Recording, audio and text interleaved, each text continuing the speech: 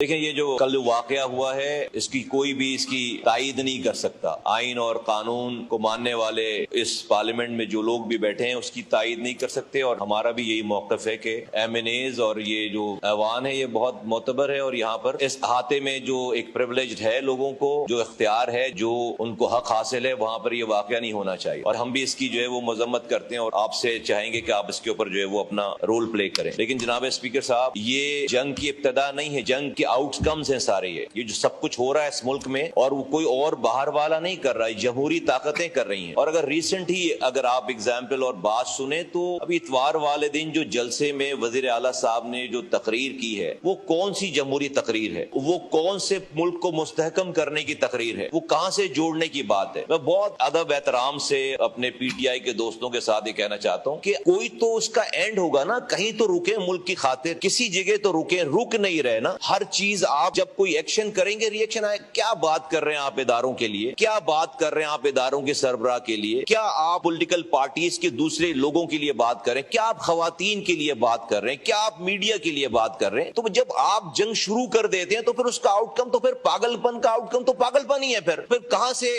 آئین قانون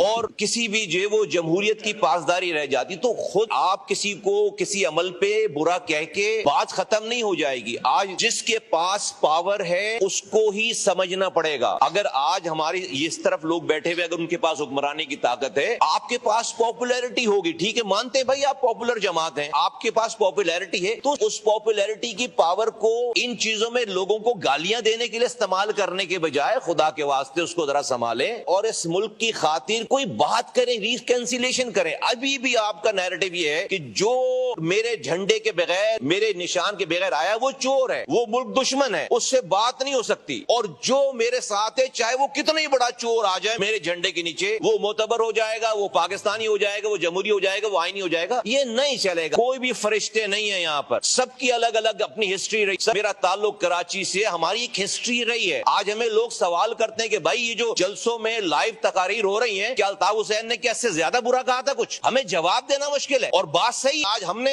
پوری بغاوت کر دی پارٹی لیڈر کے خلاف، پوری پارٹی الگ ہو گئی ہے. لیکن آپ تجزیہ کریں، اگر آپ موازنہ کریں کہ جو آج اداروں کے سربراہ کو، آرمی چیف کو، اداروں کو اور خواتین جو لائیو باتیں کی جا رہی ہیں، کیا یہ اس سے پہلے کبھی ہوا ہے؟ تو یہ اس کو خدا کے واسطے اس پاپولیرٹی کو سنبھالیں، روکیں. کوئی بھی خوش نہیں ہو رہا، کوئی بھی ٹی وی دیکھ کر، کوئی بھی یہ سارا کچھ دیکھ، کسی چیز سے نہ کل کے واقعے سے ملک کو فائدہ ہوا ہے اور نہ اتوار والی تقریر سے، اور نہ جو آپ کچھ کر رہے ہیں اس سے ملک کو فائدہ ہو رہا ہے. ملک کو نہیں فائدہ ہو رہا. کتنی دفعہ اس طرف کے بیٹھے ہوئے پاورفل جو لوگ بھی ہیں، وزیر اعظم ہیں، اور سب نے کہا، بھائی بلاول بھٹو زرداری صاحب نے کہا، شہباز شریف صاحب نے کہا، ہم خیر چھوٹی جماعتیں، ہم بار بار کہتے ہیں کہ بھائی اس ملک کو اس کوگمائر سے کوئی ایک سنگل پارٹی نہیں نکال سکتی. آئیے مل کر کام کریں. بڑی بات ہے کیونکہ جب آپ پاور میں تھے آپ نے تو کسی کو چور کے علاوہ کوئی اور بات کہی نہیں. کیا یہ تذلیل بالکل ہے جو کل ہوئی ہے؟ لیکن اگر آپ اپنے لوگوں کو ایسے تیار کریں کہ کوئی ریسٹورنٹ میں بیٹھ کر عزت سے کوئی باہر جا نہیں سکے، آپ لوگوں کو اس کے پیچھے چھوڑ دیں، آپ نوجوانوں کو اس کے پیچھے چھوڑ دیں، وہ آپ کو گالیاں بکیں، کیا یہ جمہوریت کی بڑی خدمت ہے؟ تو آپ نے کیا بویا ہے؟